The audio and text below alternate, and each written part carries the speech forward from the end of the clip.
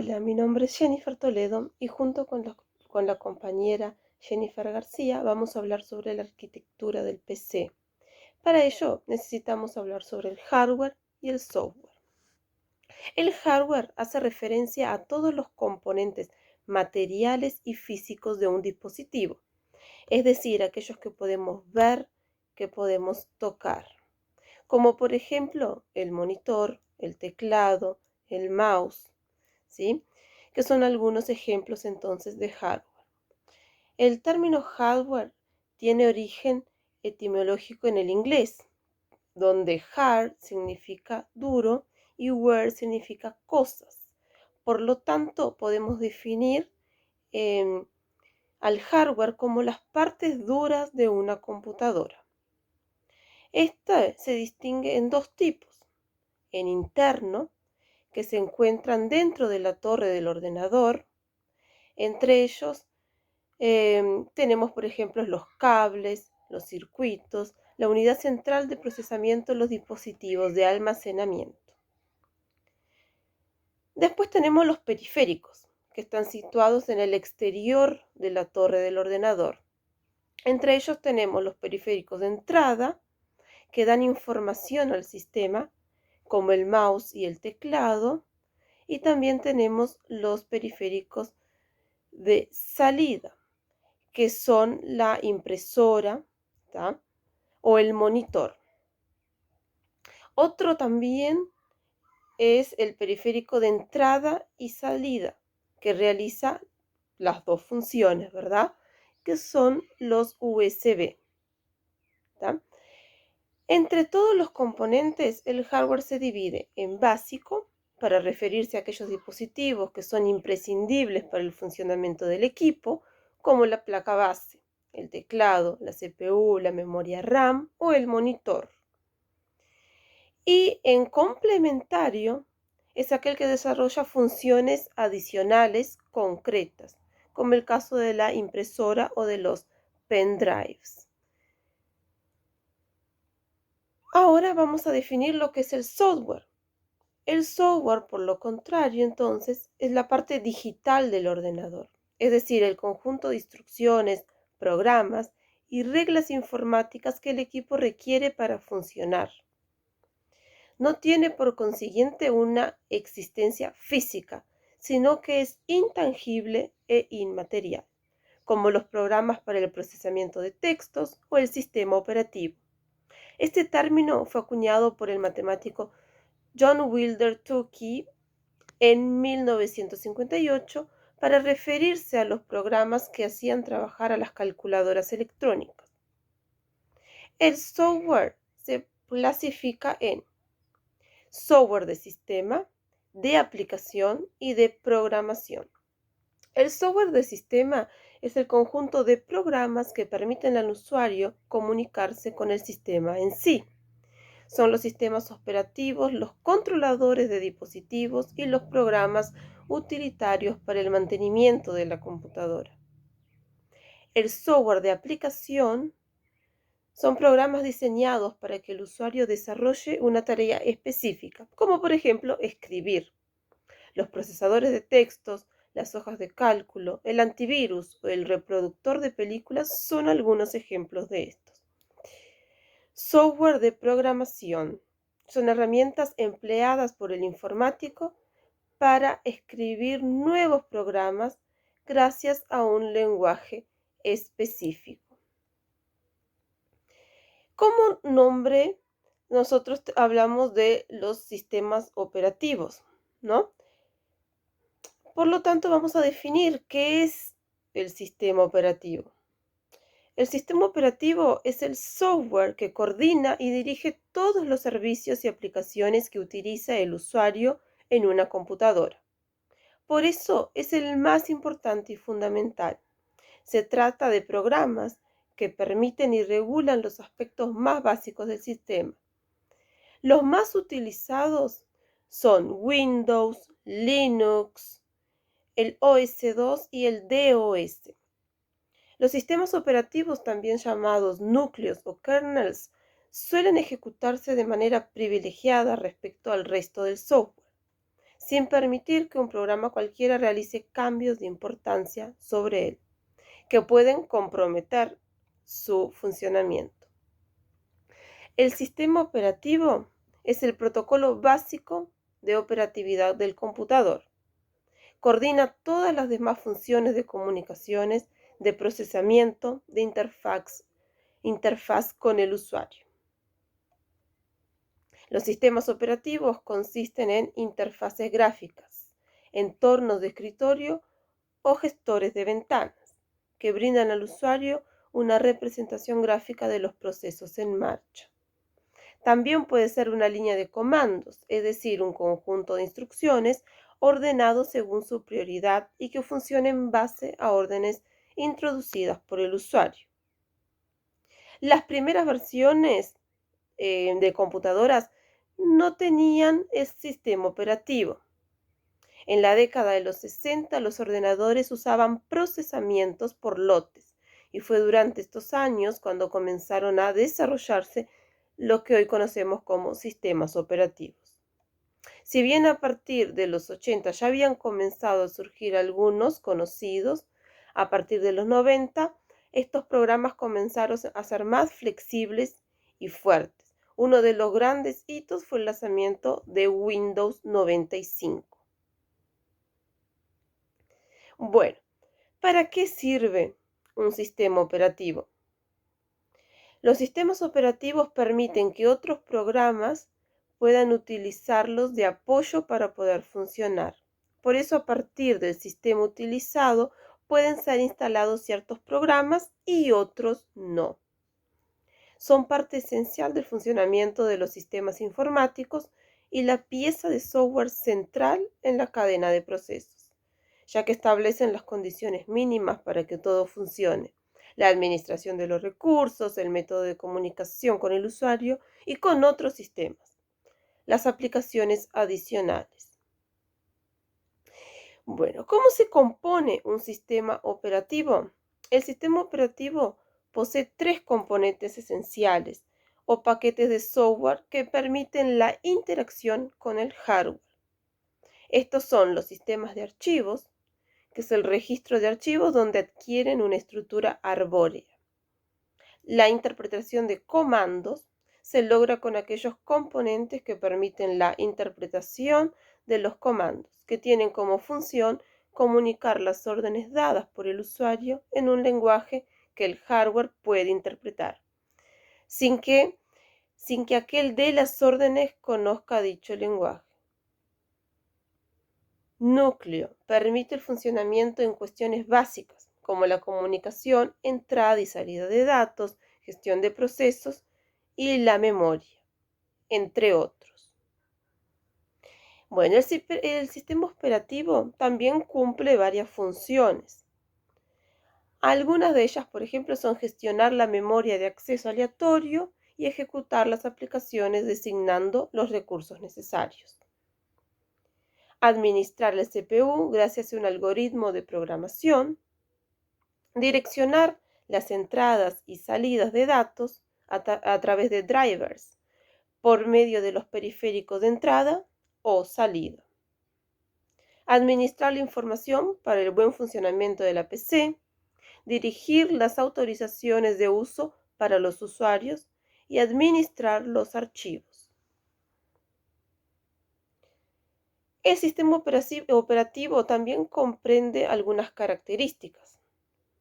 Por ejemplo, es el intermediario entre el usuario y el hardware. Es necesario para el funcionamiento de todos los computadores, tablets y teléfonos móviles. Otorga seguridad y protege a los programas y archivos del ordenador. Está diseñado para ser amigable con el usuario, o sea que sea de fácil uso. Permite administrar de manera eficiente los recursos del ordenador. La mayoría de ellos requiere el pago de una licencia para su uso. Permite interactuar con varios dispositivos y además es progresivo, ya que existen constantemente nuevas versiones que se actualizan y adaptan a las necesidades del usuario. Tipos de sistema operativos. Los tipos de sistemas operativos varían según el hardware y la función de cada dispositivo. Existen algunos para ordenadores y otros para dispositivos móviles. Según el usuario, pueden ser multiusuario, sistema operativo que permite que varios usuarios ejecuten simultáneamente sus programas, o monousuario, sistema operativo que solamente permite ejecutar los programas de un usuario a la vez. Según la gestión de tareas, pueden ser monotarea, sistema operativo que solamente permite ejecutar un proceso a la vez, o multitarea, sistema operativo que puede ejecutar varios procesos al mismo tiempo.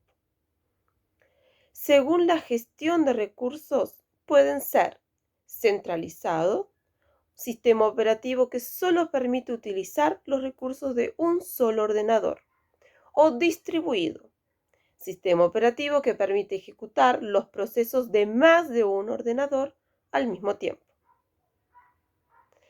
Algunos ejemplos de sistemas operativos son Microsoft Windows, o sea, uno de los más populares que existen.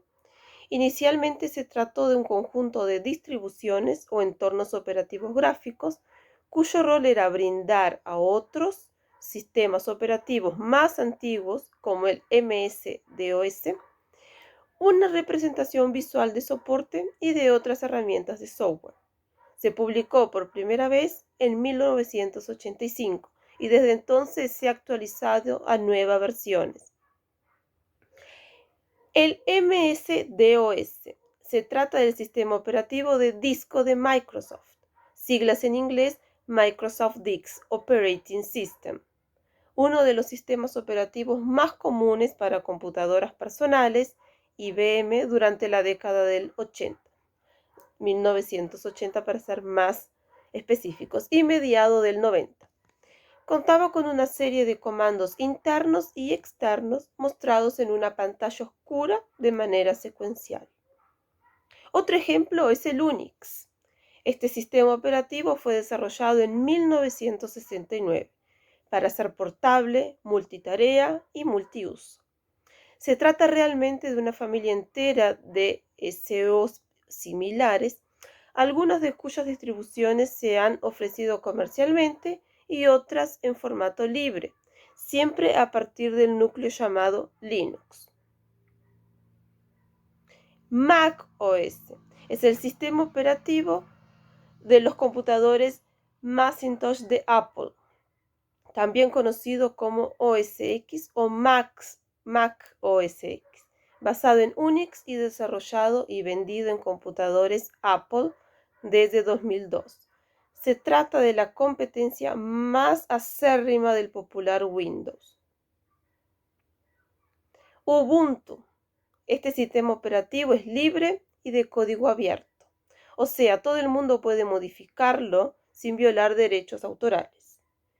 Toma su nombre de cierta filosofía surafricana ancestral, enfocada en la lealtad del hombre hacia su propia especie, por encima de todo.